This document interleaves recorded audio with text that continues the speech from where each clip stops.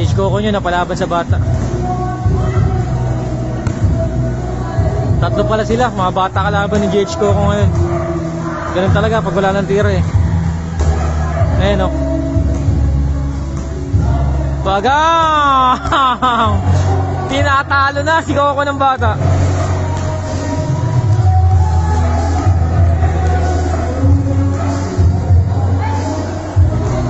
Yan pa isa, bagang! Okay lang, naka-vlog, naka-video.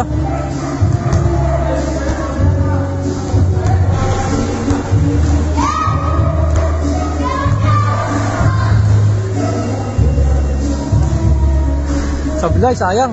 Straight na sana. May ma-sureball pa sa akin dito eh. Ha? Wala ba si Buknoy? Yun talaga, dumadayo ng mga shooting. Yari!